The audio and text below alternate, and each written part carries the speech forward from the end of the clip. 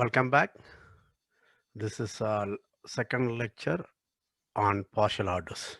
Hopefully today we'll go up to the statement of Zorn's lemma. Okay. Let us share the screen and start. So I already started lecturing for 15 minutes. I think audio played some mischief. So I have to start again. Okay. Right. So I think the best thing will be again start instead of going through. Okay. So let X be a partially ordered set. Okay. We define A in X is a maximum of A. If for all X in A, we should have X is less than or equal to A. So A, when A is a maximum, what does he say? He says everybody is below me. Give me any element in X, he is below me. That's what he says. Whereas, what is the maximal element of A? Maximal element of A. If you give me, if you say A is less than or equal to X, then that X is A. X equal to A. What does, so if, sorry, B.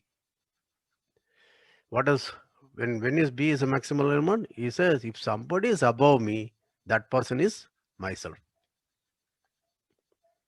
Okay, if B is less than or equal to X, that is X is above B, then that X must be equal to B. Okay, we had already seen examples, so I don't want to waste time. But we want to make few observations. First observation is if X is a partially ordered set and A is a maximum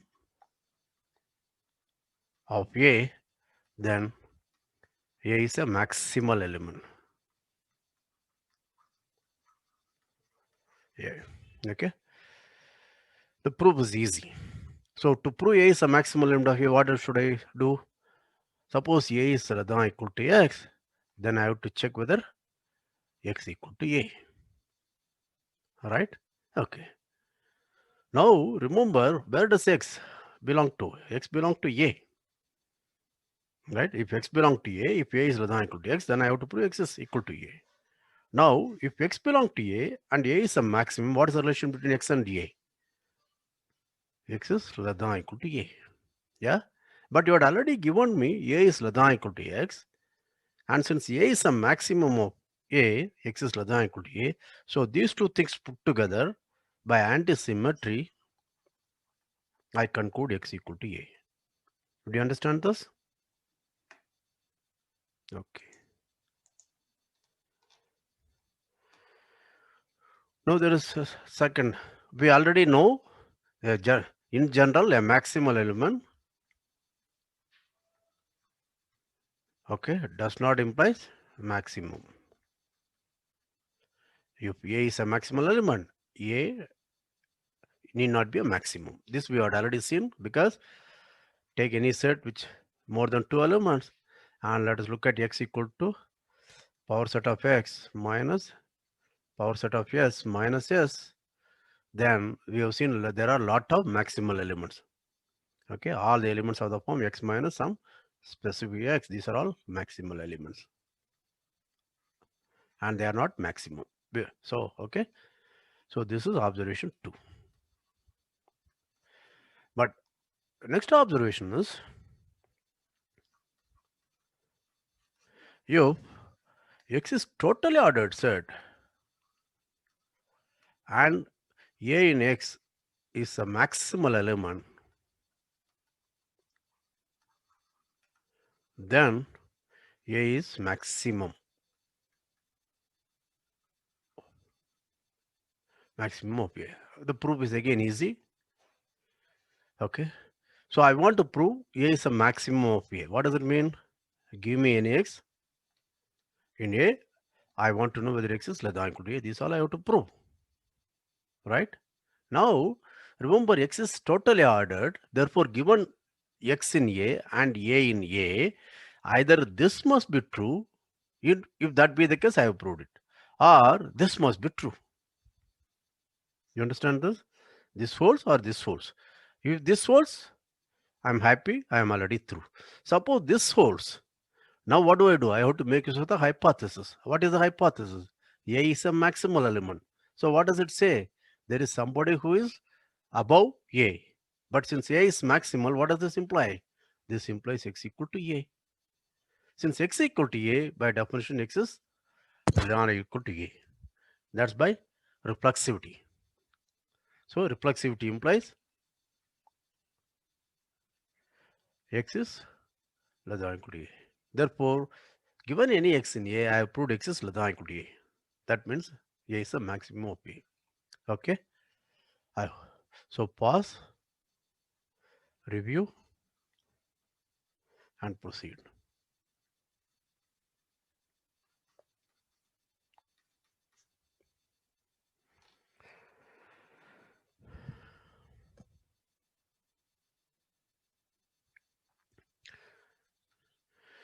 Now we want to find out when maximum may exist. So the first thing we want to prove, if you want to call it a lemma. Let X be a finite totally ordered set. Then there exists x naught in X so that x naught equal to maximum of X. Right? This is exactly like what you see the numbers. If I have a finite subset of course, non-empty always, okay? If it's a finite set of real numbers, you know it as a maximum. Rarely you see a proof unless you read my real analysis book. Okay? But we are going to give a proof now. Proof is very easy by induction. Okay? Suppose number of elements in X equal to 1. Okay? That means X equal to singleton X. So I can take x not equal to X. That's a maximum, right? Okay. Now assume the result is proved for all X so that totally ordered set which are less than or equal to N. Okay? Assume this is true. Now you give me a set X which has N plus 1 elements. Right? So let me write X equal to X1, Xn, Xn plus 1. Right? Okay. And it's again totally ordered. Okay. Now consider the set Y equal to X1 to Xn. So how many elements are there? N element. And Y is totally ordered, of course, right? Y is also totally ordered. Okay. Therefore, there exists J so that for all I, 1 less than equal to I less than equal to N, Xi is less than equal to Xj. That is Xj is a maximum. You understand that? Now let's look at these elements Xj and Xn plus 1. Where are they? They are in X. What do I know about X? X is a totally ordered set. Therefore, either Xj is less than equal to Xn plus 1 or Xn plus 1 is less than equal to Xj. Right? If this be the case, I can take X naught to be Xn plus 1. You understand that? The maximum is going to be Xn plus 1 because Xj is greater than equal to X1, X2, Xn and Xn plus 1 is also less than equal to Xn plus 1. Therefore, Xn plus 1 is a maximum. Or if Xn plus 1 is less than equal to Xj, remember X1, X2, Xn is less than equal to Xj. You also tell me Xn plus 1 is also less than equal to Xj. In this case, X naught, I can take the maximum to be Xj. Therefore, we have proved any finite totally ordered set as a maximum. Okay. If this is the first time you are seeing a proof, pause, review, and then proceed.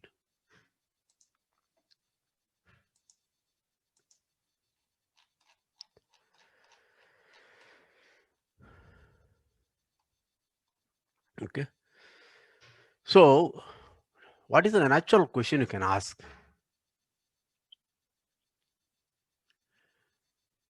Okay. I have proved if X is a totally ordered finite set, then I have proved some maximum. So, what should be a natural question to ask?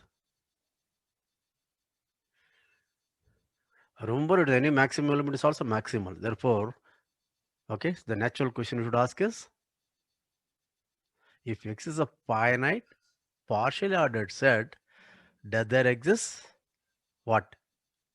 A maximal element. Maximum may not exist. Right? Because we have already seen examples like, do you remember 2 power r 3 power s example? Yeah, r plus s plus p less than or equal to between 1 and 3. Okay, in this we have seen maximal element exists, no maximum exists, and minimal element exists, but no minimum exists. Okay, therefore what is the natural question you should ask? Question I should ask is, if x is a finite partially ordered set, does there exist a maximal element?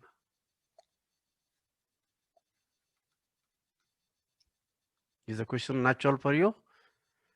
Yes? Okay. The answer is yes. Okay, we are going to prove it a lemma.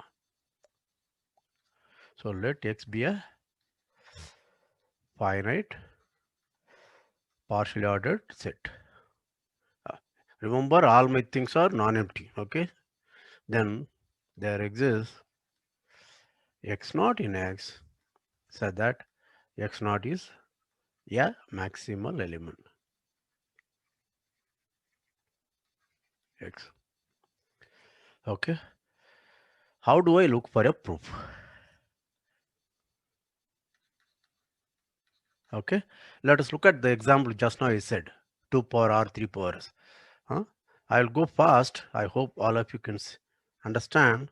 Therefore, this is going to be 2 squared, 2 times 3 and 3 squared, then r plus therefore 2 cubed and 2 squared 3 and 2 3 squared and 3 cubed. Am I correct? Yes. Right. Now we have this.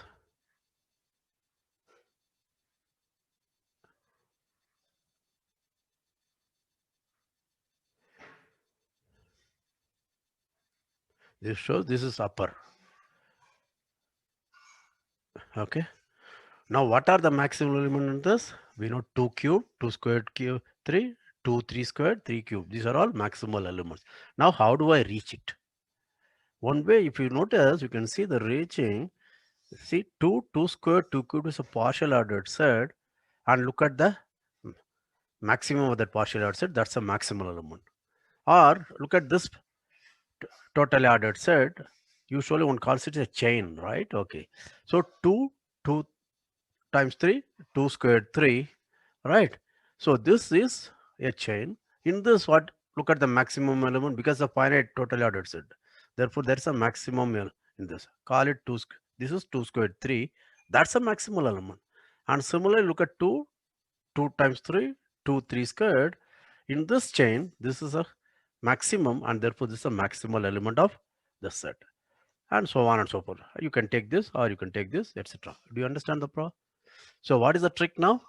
Start with some element in X and look for totally ordered subset containing that.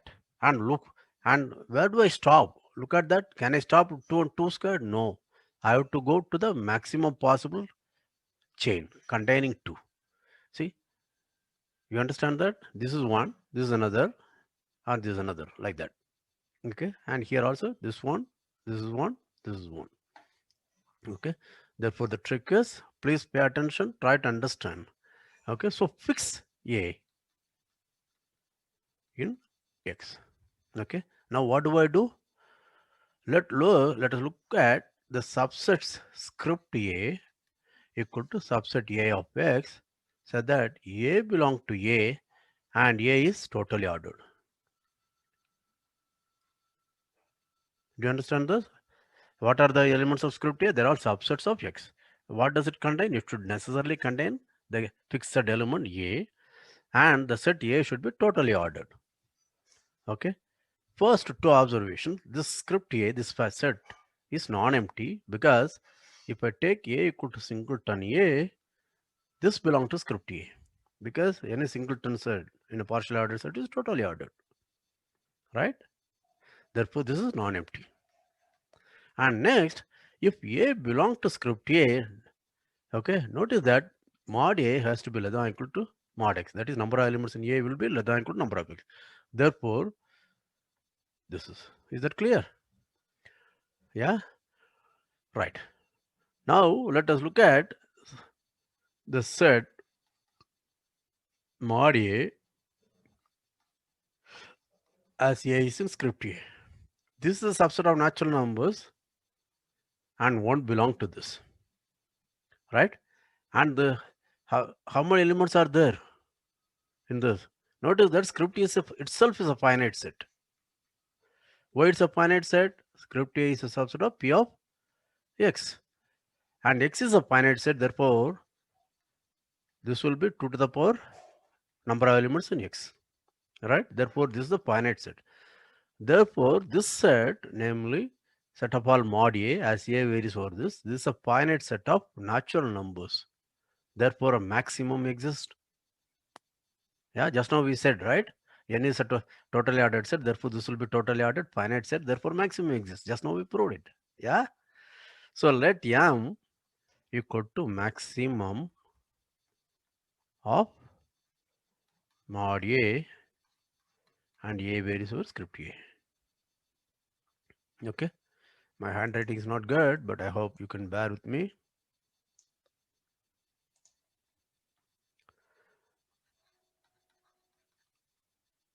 Yeah. Right. Now, since maximum exists, what does it mean? There exists an A in script A in the family A, so that mod A equal to M. Therefore, let A be in script A. There may be many elements. You understand that? For example, in this, every chain had exactly 3 elements. Okay, right. So let say that fix one this as mod A equal to M. Okay, let X naught, now A is a totally ordered set, right? And it's a finite set, therefore there is a maximum of A. Then what do we want to claim? We want to claim is X naught is a maximal element. X. Do you understand this? The proof is easy, right? So what to prove X naught is a maximal element of X, what should I do? Suppose there exists an element B in X such that X is less than X naught is less than equal to B, then I have to prove B equal to X naught. Do you understand this? Yeah, to prove X naught is a maximal element, this is all I have to show. Good. Okay. Suppose X naught is less than equal to B, right? Then let us look at the set to B equal to A. Let's do. I want to claim B equal to X naught. Yes. Suppose not. If it happens, I am well and good. Suppose not. That means B is not equal to X naught, but X naught is less than equal to B, right? Then let's look at the set to B, which is A union script, the singleton B. I claim, of course, A belongs to this because A belongs to A, right? And B is totally ordered. Why? A is totally ordered. Now start with B, give me an element X in A, then X is less than equal to X naught, but X naught is less than equal to B, therefore X is less than equal to B. You understand? Therefore, every element, any two elements are comparable. They can be compared. Therefore, it's a totally ordered set, right? And how many elements are there? Okay, this is exactly one element extra because B is not in here. Okay, B is not equal to X naught and B cannot be any other X in A. You understand that? Why? I claim this as, notice that B is not equal to X naught, right? Now give me an X in A, then X is less than equal to X naught. You understand, right? So if X is not equal to X naught and if X is in A, right, then X is not equal to B also, and X naught is also not B. Therefore, What do I claim? Therefore, B is not equal to X for every X in A. You understood? Therefore, B is not in A at all. Therefore, number of elements in B is exactly one above the number of elements in A. Okay, and A, this B is totally ordered. Therefore, B must be in script A. But then that's a contradiction because this is M plus 1. But we know M is the maximum for this.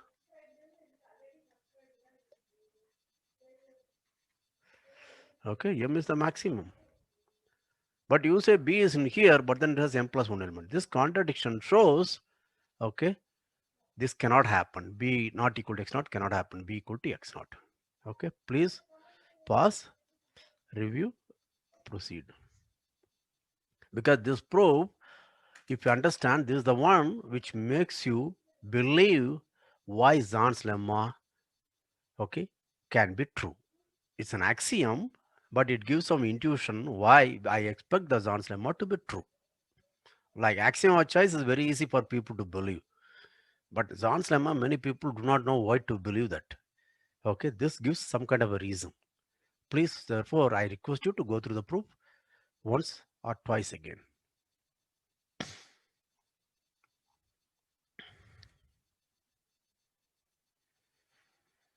Okay. So let us go through the proof. So to prove the existence of maximal element, what did I do?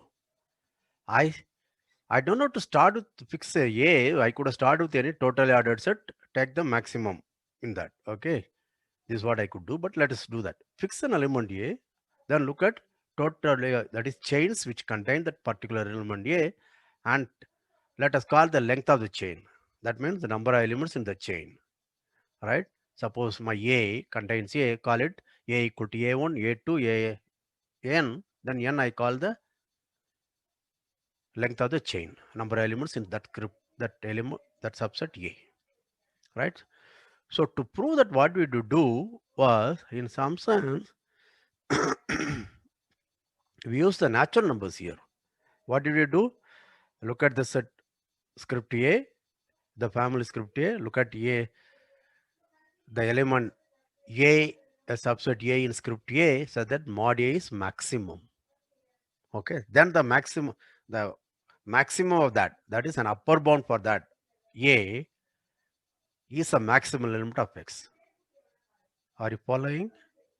Suppose mod A equal to M, where M is the maximum, then look at an upper bound for A, which is an element of A, then I want to show it is going the it is a maximal element of X. Is that too clear?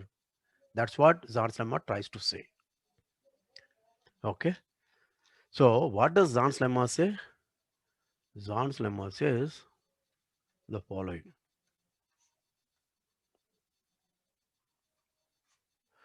Suppose X is a partially ordered set, and what I want to assume is, given any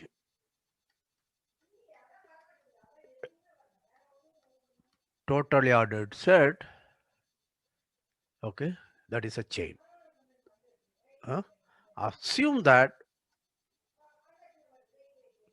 there exists X in X, so that X is an upper bound of A. You notice that we are not asking X to be a maximum of A. It should be an upper bound of A. So look at the picture, something like this. I have A, and there is some X which is an upper bound of A. That's all I require. So, but A should be chain. That is, every element, any two elements of A may be compared. One is less than equal to other, can be said. Okay. Then what do I want? I want to assert there is an X which will be greater than or equal to A for every A. Yeah. Do you understand this? Then there exists a maximal element X naught in X.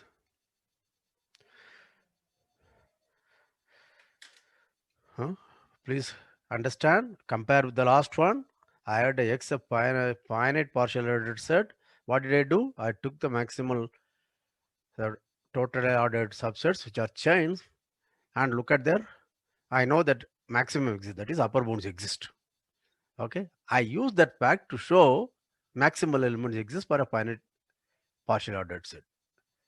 Okay, you understood?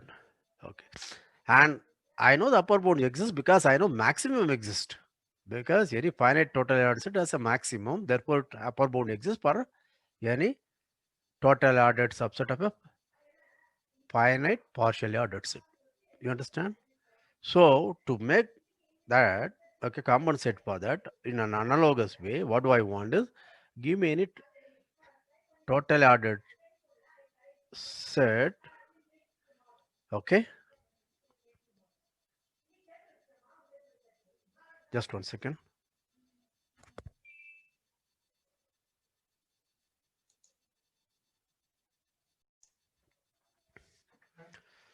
Okay,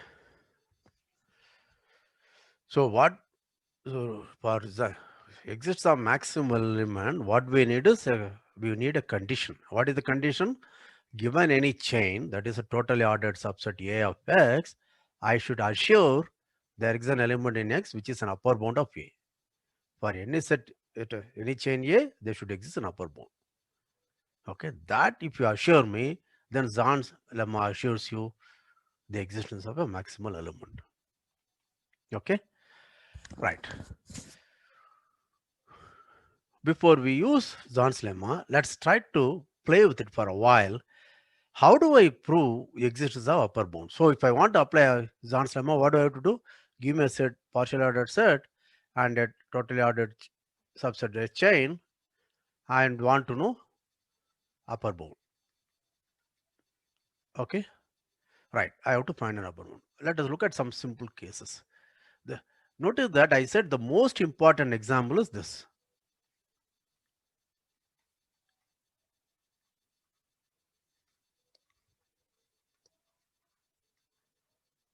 And the order relation is this. Okay, equal to containment relation.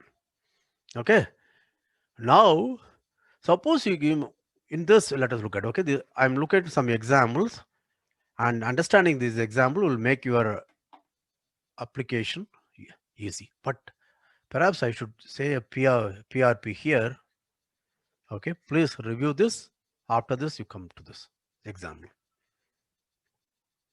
Okay, suppose I have a subset of X. Notice that A, what does it mean? This is class of subsets in the of S now, and none of them could be empty set or equal to S. You understand? All right. Now assume this is a totally ordered set. That is a chain. How do I find a maximum for A? So what do I want to do? I want to know whether there exists a B in X so that for every A in script A is less than or equal to B, which is same as saying A is contained in B. You understand this? Go slow because this is a second order thing. So students, this is where they have problem. What is script A? Is a collection of subsets of S. Okay, so I want an upper bound. What does it mean? I should find a subset B of S again, right? And B should not be yes, and B should not be empty, right? So that A is less than or equal to B. You understand this? Okay. Now how do I find? Right? Okay. What will be a natural thing? Natural thing will be define B to be union of A in script A. This is a subset of S. What does it mean? This set of all A X in S so that there exists A in script A so that X belong to A. Right? Union of all elements in various things in A. Right? So naturally, now what I have to know? I want to know whether B is not equal to yes. Notice that This is non-empty set. Therefore, if there is an element A, this A is non-empty. And clearly every A in script A is a subset of B. That's very clear by the very construction. You understand? Therefore, B is not empty. But do I know B is not equal to S?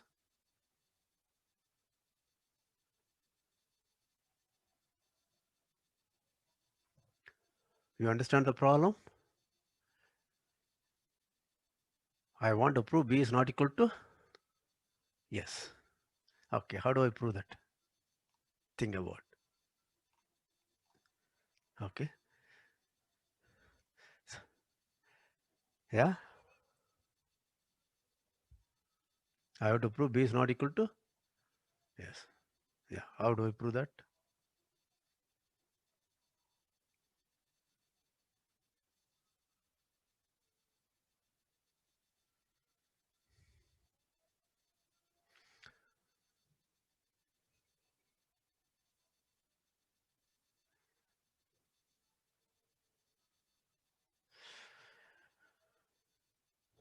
Let us look at simple example.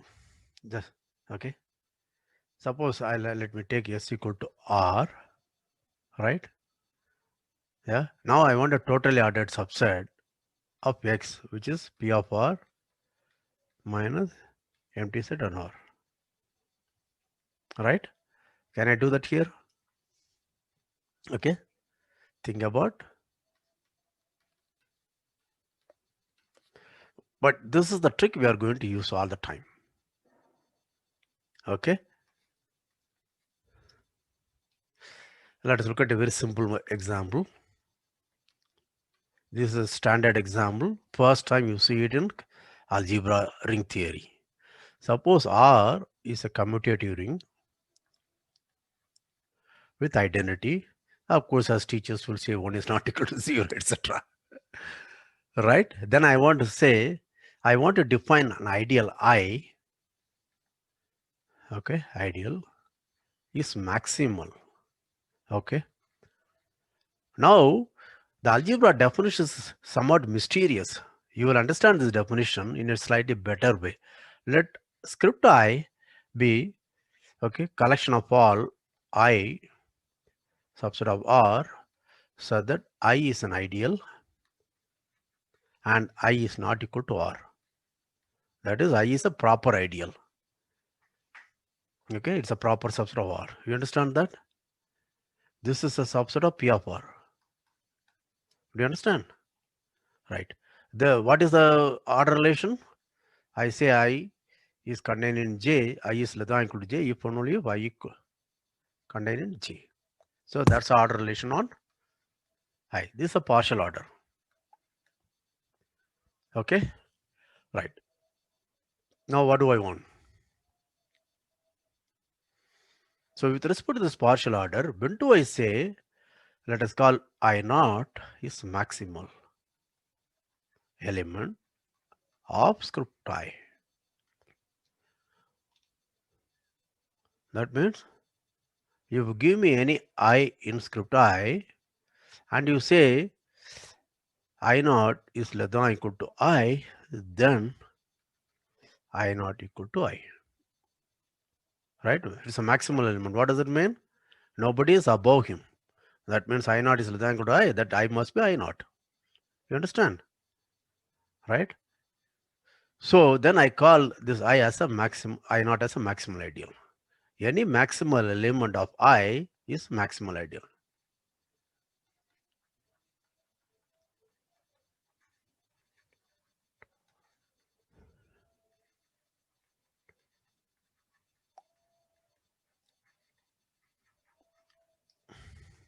It's a maximal ideal. Now, what is your algebra definition? Algebra definition says I is a maximal ideal if J is any ideal so that I is contained in J, then either J is I or J equal to R. You understand this? It looks mysterious. Now you can see it's not mysterious. Why? Now notice that if any maximal element I claim is a maximal ideal according to the definition. Why? Because if you give me an ideal J, right? Now you remember J is any ideal. Therefore, there is a possibility J could be R. Okay, remember that. And J could be 0, anything. Okay, now suppose I naught is a maximal element of script I.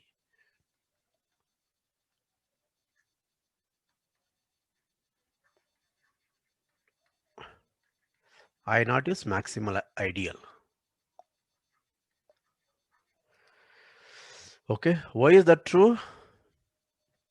That's because suppose J is an ideal such that I naught is contained in J, right? Now either J belongs to script I or J does not belong to script I. You understand this? When does it belong to script I? If J is not equal to R. Because J is an ideal, R is also an ideal. If J is not equal to R, then J belongs to I. And when does an ideal does not belong to script I? If J equal to R. You understand this? Right. Now, there you told me now I not belong to J. If J belong to I, notice that means I not is less than or equal to J and J is an element of I not is a maximal element, therefore I not equal to J. Right. And suppose J is not an element of script I, it's not a proper ideal, then J has to be R. If I not is less than or equal to J, J has to be R. You understand that? And similarly converse. Please pause, review, proceed. So this is not a mystery.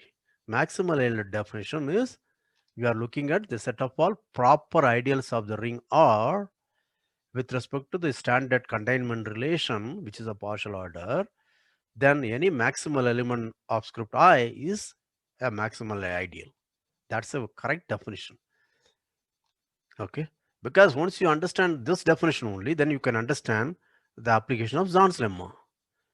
Many times with this, students have problem. Okay. Converse also you should prove. Suppose if you want, let me say I naught is a maximal ideal in R implies I naught maximal element of script I. How do I prove? Suppose J belong to script I, then I say I naught is less than or equal to J, then I want to prove whether J equal to I naught. Since I naught is a maximal ideal and I naught is less than or equal to J, I naught is a maximal ideal, right? That means either I naught equal to J or I naught equal to R. You understand that? Sorry, J equal to R. Okay, either J equal to I naught or J equal to R. Okay, now J equal to R cannot happen because J is an element of script I and it contains only proper ideals. Therefore, this is not happen. Therefore, J not equal to I. So I have proved it. You follow that? Okay. Now we can prove the existence of a maximal ideal. Okay, what is that I would prove? So this is the theorem. R is a commutative ring with 1 not equal to 0, then there exists a maximal ideal. Now proof is actually easy. Right? Let's look at script I. Okay, this is non-empty. Why? Look at singleton 0. This is an ideal and this is not equal to R because R contains 1. 1 is not equal to 0. Therefore, script this singleton, the 0 ideal belong to I. Therefore, it's non-empty. You understand that? Now, if I want therefore, the maximal ideal existence is same as saying existence of a maximal element in I. Now, how do I know a maximal element of I exists? What do I have to prove? I have to prove any chain has an upper bound in I. You understand this? Therefore, to assert the existence of, therefore, to show the existence of maximal elements in script I, what do I have to do? We need to show every chain has an upper bound. Where? In I. The upper bound may not be an element of the chain. Okay? Let us look at. So I am running out of notation. Let me just look at, okay. This be, okay, is chain. That is a totally ordered set. Set in script I. Okay. I want to say there exists an upper bound for this. That is, given any chain in script I have to say it as an upper bound in I, script I, right? So what we do, let us define J to be union of I belong to this script J. Okay, script J. Okay, notice that by construction this is I is a subset of J for every I in script I, script tau, script J.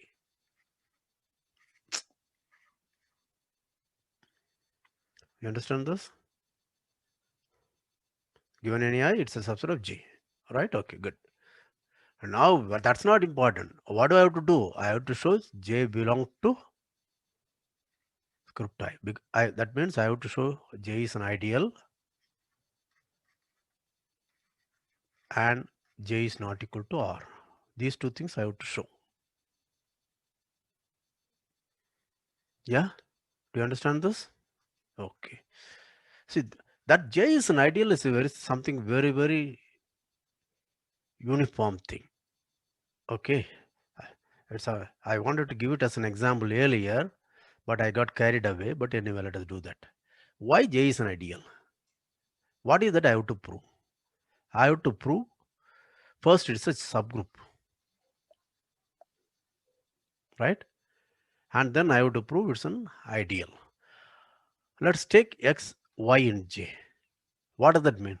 That means there exists I1 so that X belongs to I1, and there is an I2 so that Y belongs to I1, and I1, I2 are elements of script G,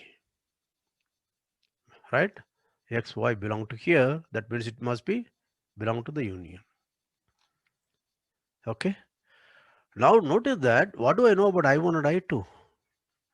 I1 and I2 are script J, and script J is a totally ordered set. Therefore, either I1 is less than or equal to I2 or I2 is less than or equal to I1.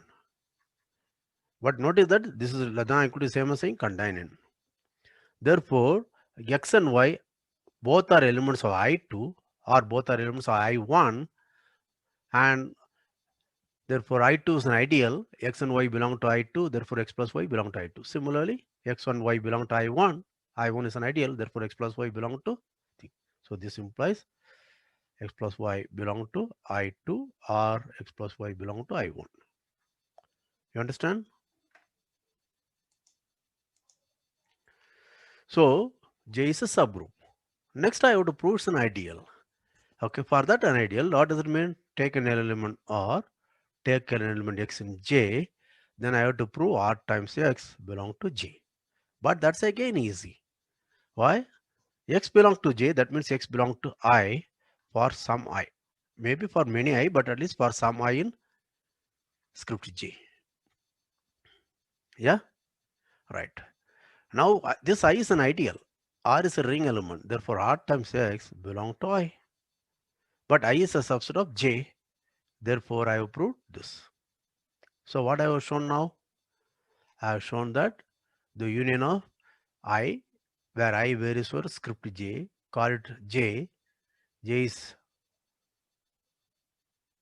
an ideal. Of course, it's non-empty, you may claim, but that's obvious because 0 belongs to I for every I, therefore 0 also belongs to J. Therefore, it's a non-empty set. so that whenever x and y belong to that, x plus y belong to J, and whenever R is in R, x is in J, R x belong to J. Therefore, J is an ideal. Do all of you understand that? Very good. Now, I want to claim J is not equal to R. Remember, I want to prove J is an I. Because what do I have to show? Script J is a chain, therefore I have to find an upper bound for J in I. That is, I have to find an ideal, but that ideal must be proper. What I found is, I found an upper bound, namely an ideal, but I have to show it is proper. Do you understand that? That means it is not equal to R. That's it. Do you follow that? Now suppose x equal to, suppose it is equal to R. Then what happens? Remember, R is a ring with identity, therefore 1 belongs to J. That is same as saying there exists an I in script J, so that 1 belongs to I. Do you understand that? Because what is J? J is union of I, where I belong to script J. Therefore 1 belongs to J, meaning 1 belongs to some I. You follow that? But the moment 1 belongs to I, what do I know about that? That means I is already R. Because given any R in R, R times 1 belong to I. That means R is a subset of I. That is R equal to I. You follow that? That's a contradiction. Why it's a contradiction?